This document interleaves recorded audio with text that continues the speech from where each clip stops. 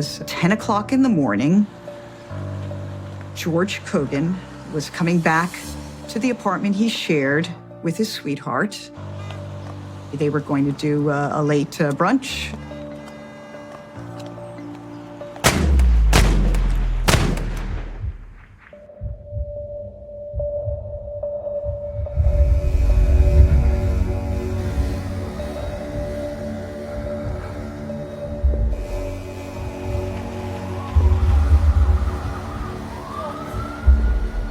He never saw it coming.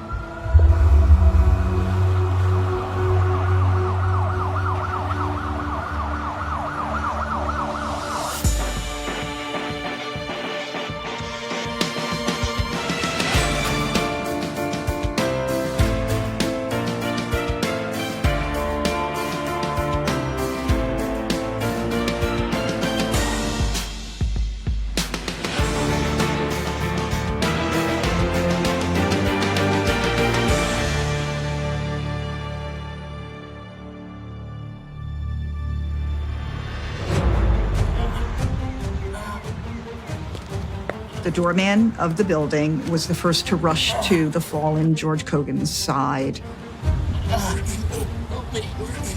Help me, please. He called 911, and George was rushed to New York Hospital.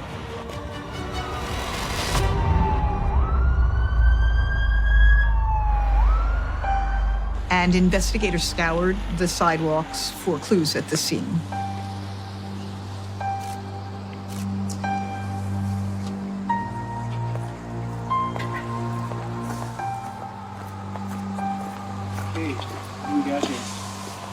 It was very hard due to the fact that physical evidence was limited. There were 2 bloody bags of groceries and a crushed bullet, deformed, they would call it. It had passed through George's body, entering his back and exiting his chest. We were able to tell what weapon was used by the size of the slug. It was a .44 caliber revolver. Now, a .44 is a big gun. It's a big caliber bullet. Ever see Dirty Harry? That's the gun. Thank you. I don't think you would use a .44 caliber handgun for any other reason except to kill somebody. Clearly somebody wanted George Kogan dead very badly. The question now became, who? The first person that the detectives talked to was the doorman. Can you tell us what you saw? He's the one who called 911. They were hoping that maybe George had said something to him before he was rushed away in the ambulance. But he claimed he did not see the shooting. He heard the shots.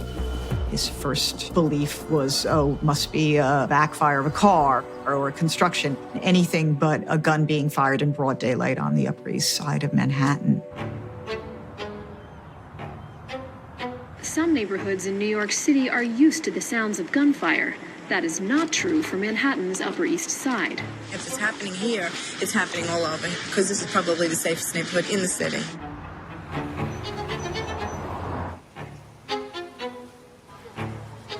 The Upper East Side was originally known as the Silk Stocking District. Beautiful townhouses, very expensive stores. You know, the stereotype of well-dressed ladies walking around with poodles is not an exaggeration. There's doormans in every building, cabs dropping people off at all hours of the day. So, I mean, just on that block alone where the shooting happened, literally thousands of people live there. So it's not the best place to try and commit a murder. Investigators canvassed the rest of the neighborhood to see if anyone saw the shooting. I heard these shots and I heard this man exclaiming, "Oh my God, save me, you know." So I opened the window and I saw his body laying right there. Detective Fornabayo? Can you tell us what you saw? There was a woman that was getting in her car at the time and did see the individual coming behind George. witness said she saw a man in a green hat, plaid shirt, and his 30s point a gun and fire 3 times into George's back.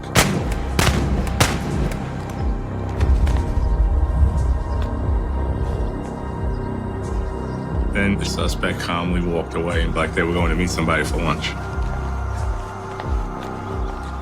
She was not close enough to see this gunman's face.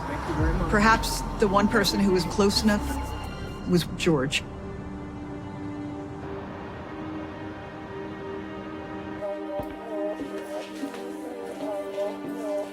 I had detectives respond to the hospital to possibly interview George, but that was unsuccessful.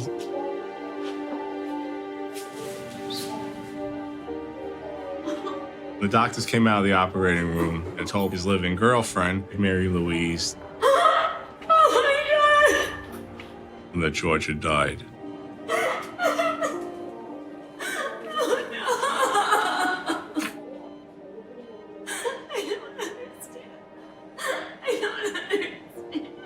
Mary Louise was hysterical. They had a very close romantic relationship. They loved each other. She was the closest person to him. She was living with him. So obviously she would be someone to be interviewed. But Mary Louise was too hysterical to say much of anything. So investigators eventually let Mary Louise go home to her family in Long Island, as she was far too distraught and reluctant a witness at that point. Will we do something like this? Is there anybody that you can think of? But it wasn't a complete loss. They found out there might have been a person who had a beef with George. Mary Louise was dating a psychiatrist when George turned her head. There have been lots of ex-boyfriends who killed their girlfriend or wife's new lover. Was this psychiatrist intent on killing the man who'd stolen her away from him?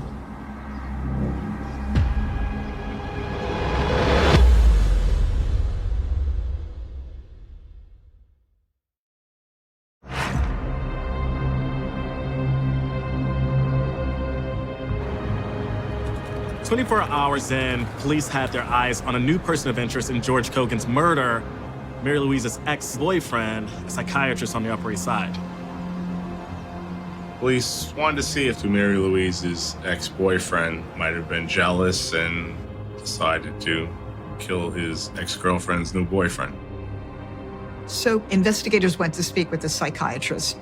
Can you tell us how you heard about George's death? When we're questioning an individual, first thing we look at is their body language and their physical emotions as to the response to our questions.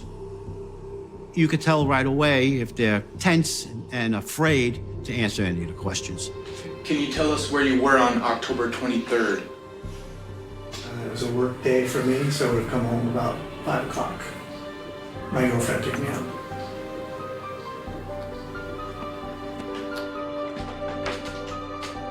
He explained that he had moved on amicably, was dating somebody else, had no animus toward George Kogan.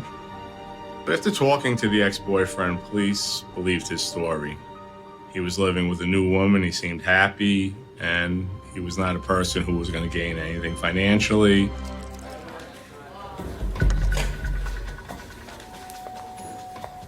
So police decided to do a background check on George, and got a surprise. Investigators knew that George had a girlfriend, but they also found out George had a wife. George's marriage certificate. And her name was Barbara Kogan. Interesting. So when investigators saw that, it certainly raised eyebrows. I think we should talk to Barbara. Ask her some questions.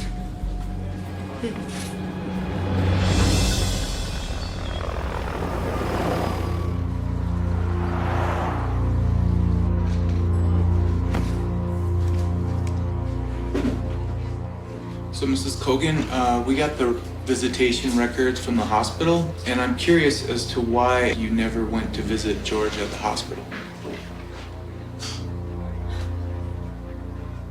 I couldn't bear to see him like that.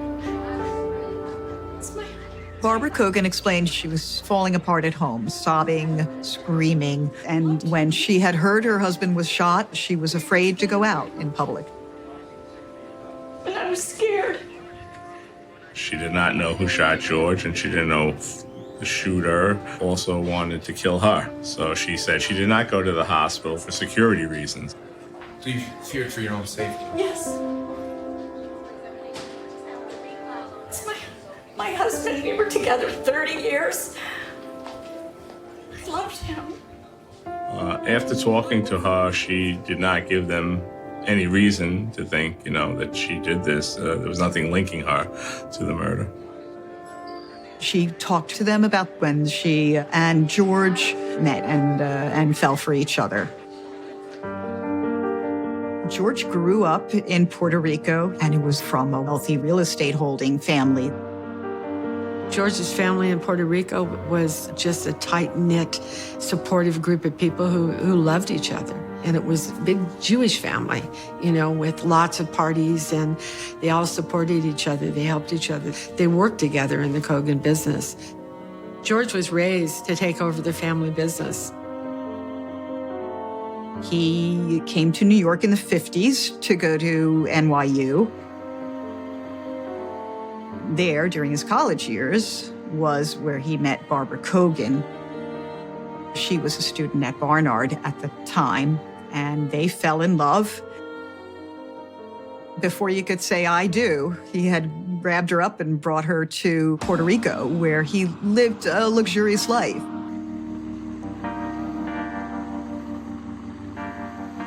She did too, as his wife. She turned out to have a great head for business. They ran their department store chain and their casino resort out in San Juan together and were, by all accounts, a great match.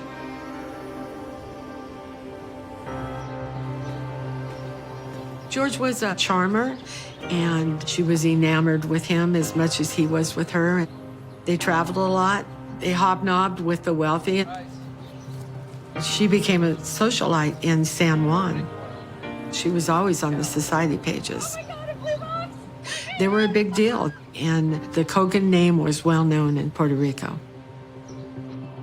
They had 2 boys, and they raised their 2 sons in Puerto Rico. He was caring. He liked kids, and he was good with children. He was a good father.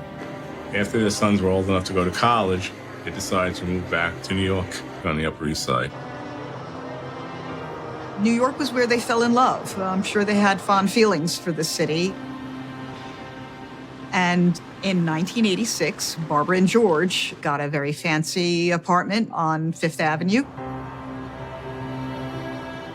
They opened up an antiques gallery and went into business selling antiques and managing the properties that they still owned. Looks great. Yeah, I know. This stuff is gonna go quick. Yeah, I hope. They both were excited to move to New York, and they both were excited to get a business going and thought it would be successful. So what are you working on? On the ledger? Well, yeah, I mean, sales have. Neither one of them were experienced in owning an antique store. It's one thing to buy antiques, it's another thing to sell them, and that was not their forte. Kids are gone, empty nesters, and they're looking at each other. And so they pour their heart and souls into this store that doesn't take off. Because the antique store was not doing well, so they hired a public relations person.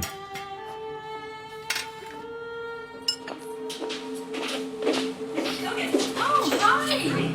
Louise, I'm so glad you're here. I'm so happy to be here. We need you. It's a beautiful collection. Thank you. I can give you a tour. So please, yes. Okay, so this is Crystal from Hello. Hello. I'm George. Mary Louise. Hi. So Mary Louise was attracted to George. He was a handsome and dynamic older man. She was a young woman from a well-to-do family. And so she found a connection. So let me give you the rest of the tour. Well, nice meeting you. Oh, it's nice to meet you too. Hope to see you again. Absolutely. I don't know that George was looking for someone else, but it's almost like he and Barbara were so caught up in the business. They lost the relationship somewhere along the line. And at some point, George and Mary Louise, they began having an affair. And 2 weeks in, George went to live with Mary Louise in her own apartment. So now George and Barbara were in the middle of a divorce proceeding. Around that time, there were rumors flying around the papers that had been filed to make Mary Louise the sole beneficiary of his life insurance. There was a 20-year difference on George and Mary Louise, which is a lot. She was used to a very expensive lifestyle. I think Mary Louise thought she had herself a sugar daddy. Mrs. Kogan, you got the record. Detectives now are wondering if Mary Louise hired somebody to kill George, and she would have gotten all that money, and Barbara would have made out with nothing. Thank you for coming in.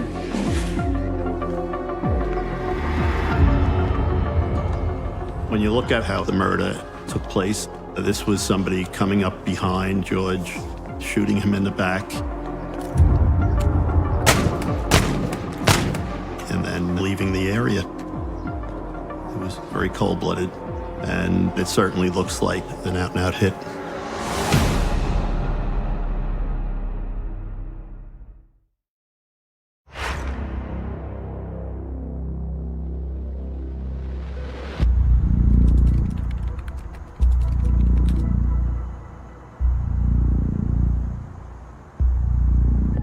Hello. I'm George. Mary Louise. Nice to meet you. Nice to meet you too. Welcome. Thank you. George had been talking about making his girlfriend, Mary Louise, the beneficiary on his life insurance policy. And it was possible that she could have hired somebody to kill George for a substantial amount of money. So investigators, of course, wanted to speak with Mary Louise. Excuse me? I'm looking for Detective Fornabayo. Mary Louise did not speak to police at first. She went home to her family in Long Island and, on their advice, got herself a lawyer. Investigators then interviewed Mary Louise extensively about her relationship with George. Can you tell me where you were when you heard George was shot? Yes. I was in her apartment and he just went out for a minute to go get some groceries and it's not that far away, so I knew he would be back pretty soon and then I heard the gunshots.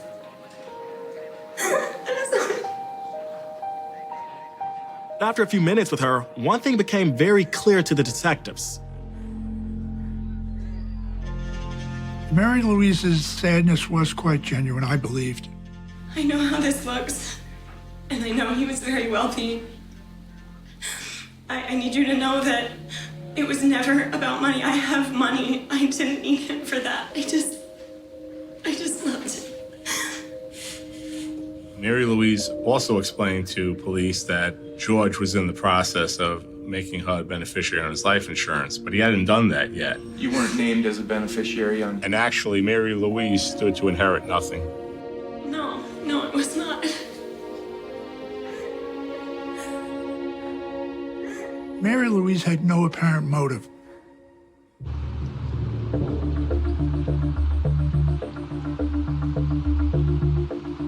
So while the police were doing their investigation, we were at the Post, were also doing ours. A millionaire being gunned down in broad daylight was a huge story. Shot him 3 times in the back and ran away. Makes you wonder, it's never safe really to walk around. And it did wind up on the front page of the New York Post. The location and the people involved, I think all was out there and obviously got a lot of attention from the public. People have always been fascinated with rich people and their lives because their lives are so different than the mundane lives that most of us lead.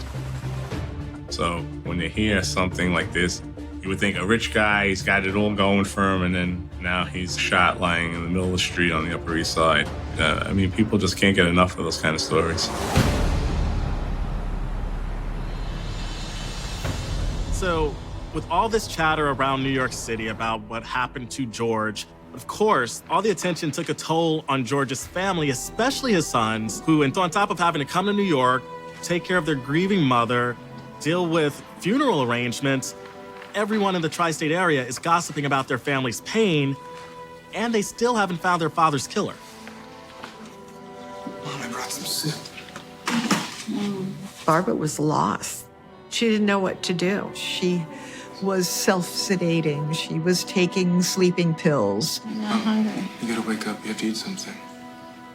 You've been sleeping all day. Come on. The boys had lost their father. And, you know, he was really the rock that held the family together. And so I think the boys were saddled with not only their grief, but having to take care of their mother. And I think that they relied on each other.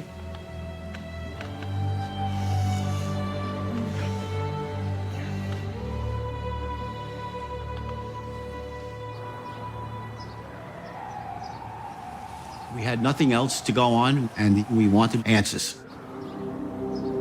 That's when the autopsy report came back. I need that soon. Take a look at that. I'm gonna call you back. Hollow points. Yep. 44. Big gun. Big gun.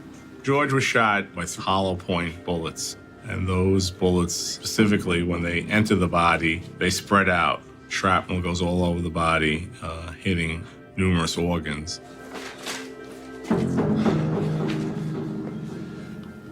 It's definitely a bullet that is used if you're trying to do the most damage to somebody. What do you think, this assassination? A hollow point bullet would point to an underworld or mob hit. Those are signature ballistics for mob assassinations.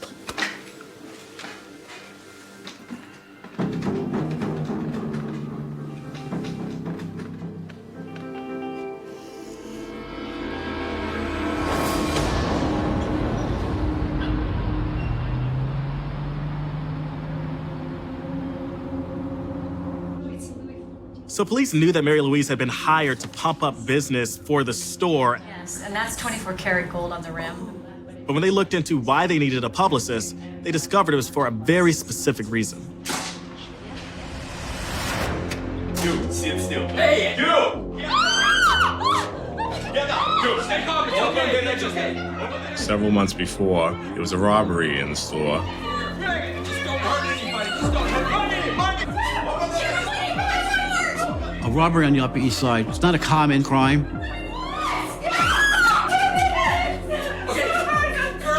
After the robbery, people were scared. The business started to fail. Part of that had to do with all the rumors flying around that there was a chance that Barbara and George's store may have been targeted, and that could have pointed to something darker. What are you waiting for? Call the police!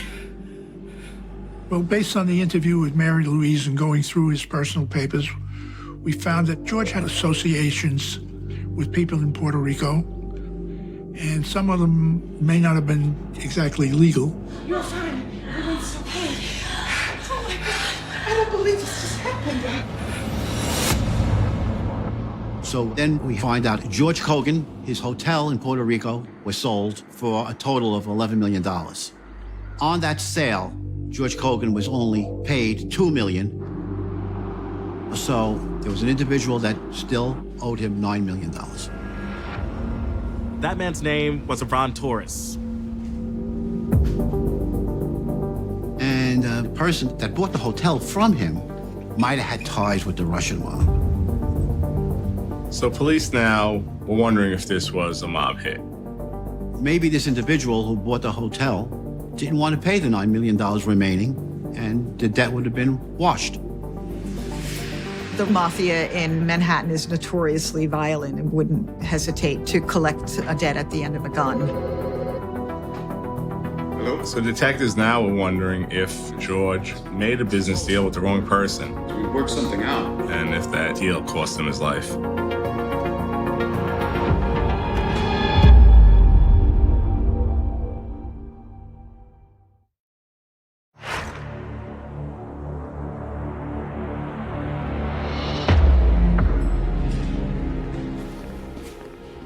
In the days after his murder, police thought that there might be a few skeletons in George Kogan's closet. The style of his killing, the bullets that had been pumped into his back pointed to organized crime, plus a man owed him $9 million. And that man reportedly had ties to the Russian mafia. So they started to look into George's financial situation. And they found out that George was worth a lot less than people had thought.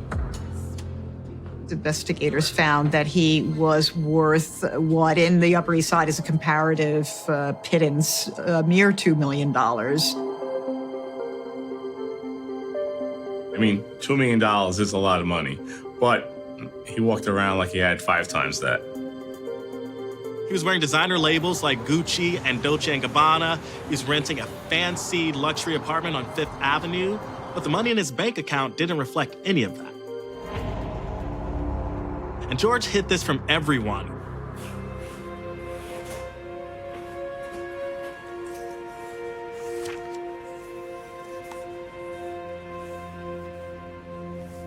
So one thing that they looked at to see is if George was maybe putting pressure on this person with the Russian mob connections, and if he in turn just said, I'm tired of this guy and I don't kill.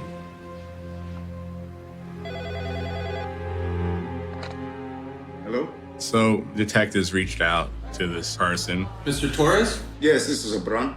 Yeah, I'd like to ask you a couple questions about George Kogan. What's this in regards to, detective? About how much money do you owe George? And he explained to them that he was going to pay George. We worked something out.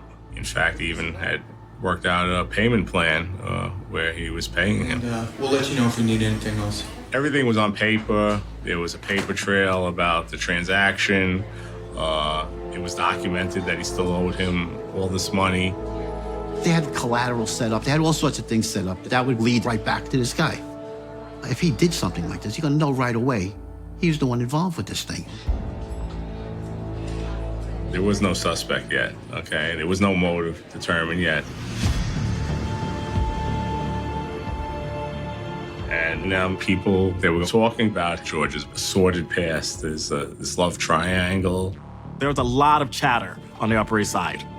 Barbara, she got dumped for a younger woman, so she could not be happy about that. The Post, we were writing the most about her. We couldn't get enough of the story, so we were writing about her every day, and some of the stories were not making her look good. So I guess she just figured, look, you gotta fight this, go fight with the person who's writing about you. So she decided to do a front page interview with the New York Post to give her side of the story. The Kogans were the type of family who certainly wanted to be on the gossip pages. Barbara Kogan is definitely that woman, but she didn't want to be in the paper for this. I just lost my husband 30 years. One of the reasons Barbara Kogan probably decided to talk to the Post is so that she could have direct communication with her neighbors, because that's who's reading the New York Post every single day. A lot of people are talking about the affair.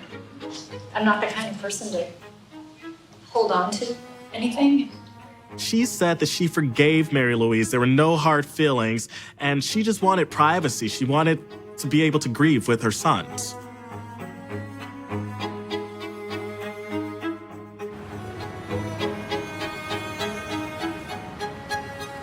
The day after Barbara did an interview with the Post was the funeral for George.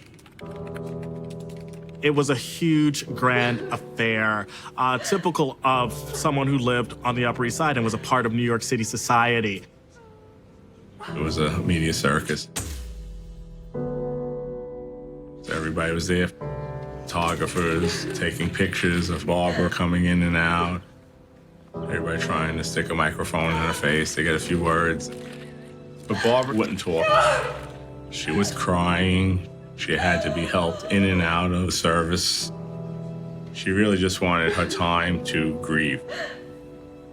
The funeral was a well-attended event. There were a lot of people there. George was a well-liked person. He was very gregarious, outgoing, friendly. He had a lot of friends. I mean, all this other stuff coming out about his business dealings, that was not known by most of the people who knew George. They just knew him as this lovable, likable guy. And now the man who was the glue who kept the Kogan family together was gone. It was quite a sad chapter in their lives that they couldn't yet close until someone was brought to justice. We wanted answers, but we didn't have much to go on, and we really didn't have any suspects lined up. It was very frustrating.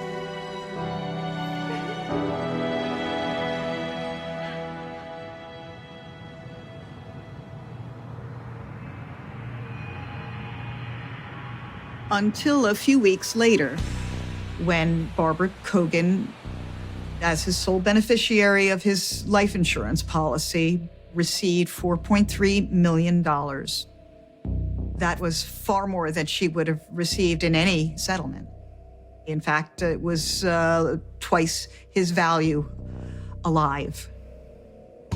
There was nothing linking her to the murder, but something did not sit right with detectives. So they decided to subpoena her phone records.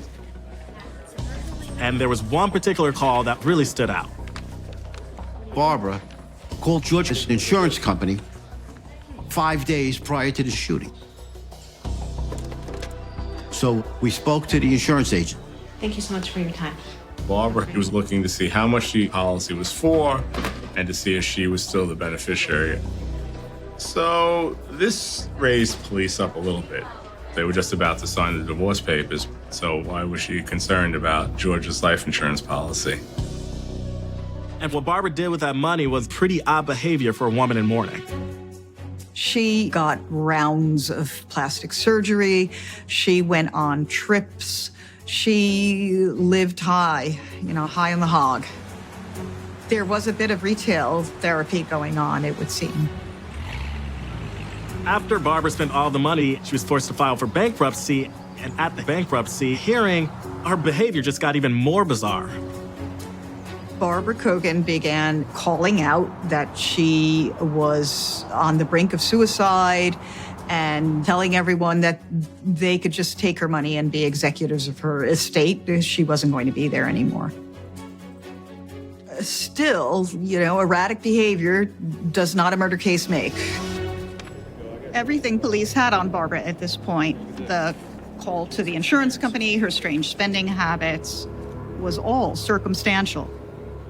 You can't arrest somebody just on circumstantial evidence, and that didn't even amount to that. Case went on for about 2 years and remained stagnant without any breaks. Until an individual was arrested in Westchester County for a bad check. Well, there is something I want. The man's name was Carlos Piavanetti. So how about we cut ourselves a deal? Sound good? He told investigators that he knew who hired the killer in the George Kogan case. I got a name for you. You want to hear it? He just unloads it to me. So when Carlos gave the name, investigators just looked at each other and said, "Who's that?"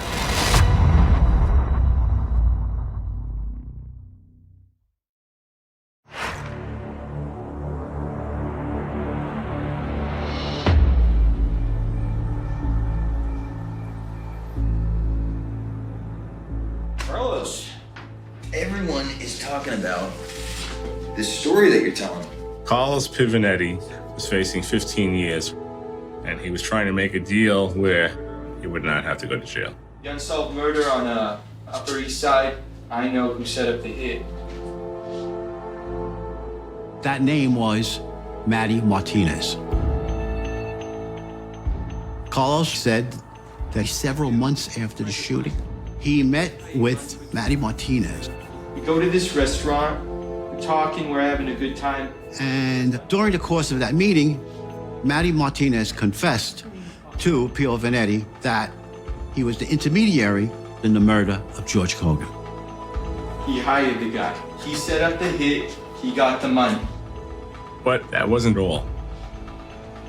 Martinez told Piavanetti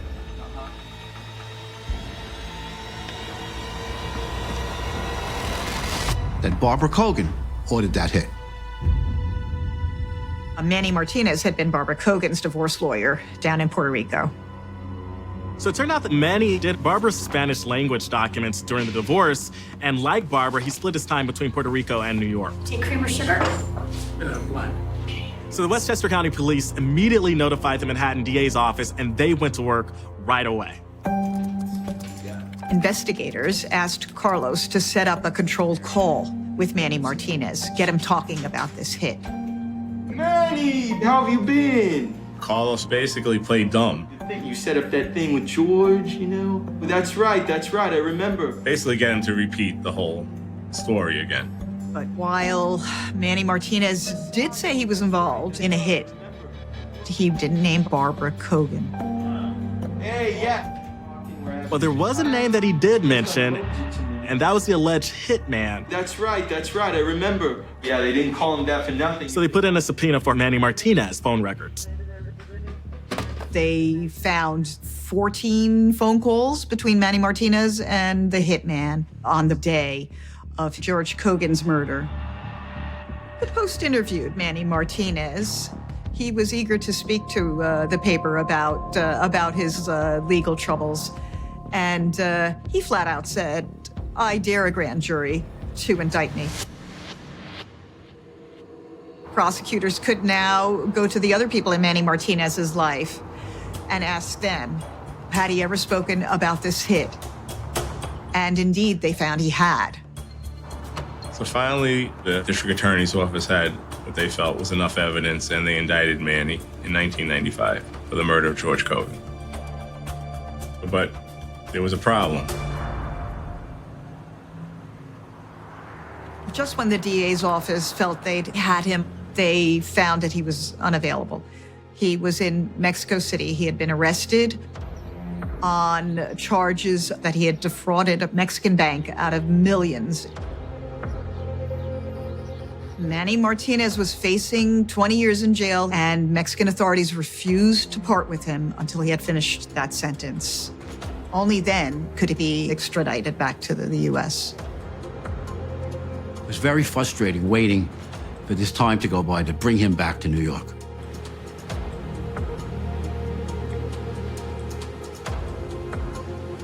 Police were having a hard time too, because at that point, they did not have enough to arrest Barbara. There was nothing substantial that linked her to the crime. Barbara said she didn't know Manny Martinez. She thought she was going to get away with it scot-free. Finally, in 2007, they received a call that Manny was getting out of jail in Mexico, and they were ready. They brought Manny back to New York City and tried him for murder in the second degree. Prosecutors put together a pretty airtight case. It took a jury 3 days to find Martinez guilty of second-degree murder. Once Martinez was convicted, the case against Barbara looked a lot more promising. At Manny's trial, many witnesses took the stand and said Manny always told them Barbara Kogan ordered the hit, and Barbara Kogan paid for the hit, and Barbara Kogan benefited from this hit. At that time, Barbara was indicted.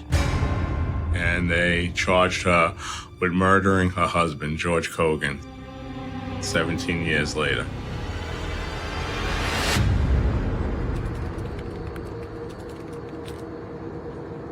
That anger became so overwhelming that she and Mr. Martinez chose to litigate the divorce through the bullets of a gun rather than through the good offices of a court. Barbara Kogan never went to trial. Instead, she chose to cry uncle and say, "You got me." She took a plea.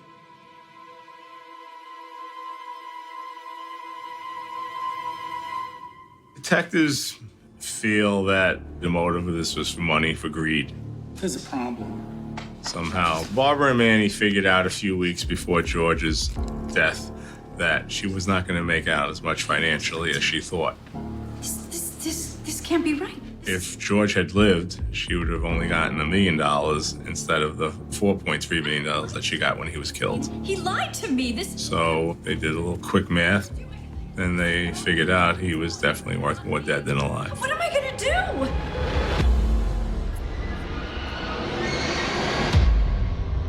We called her the Black Widow because she dressed in black as if in grief for her husband.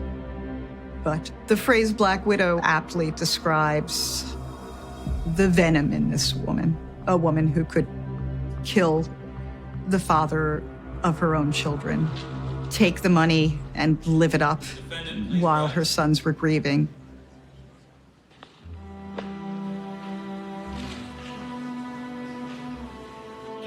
Must have been pure hell for George's sons. Their father died, and they had to see what their mother was really like. It was awful for the boys. It was too tough for them to speak at the hearing. Their mother was going to go away to jail for killing their beloved father. They were basically going to become orphans. In taking the life of George Kogan, Barbara Kogan not only deprived Mary Louise of her sweetheart, but also an entire family of a really, really beloved man. And it just shows you how money can drive people to insanity. I don't think there were any winners in this. I think everybody lost. The whole thing is just, it's just dark.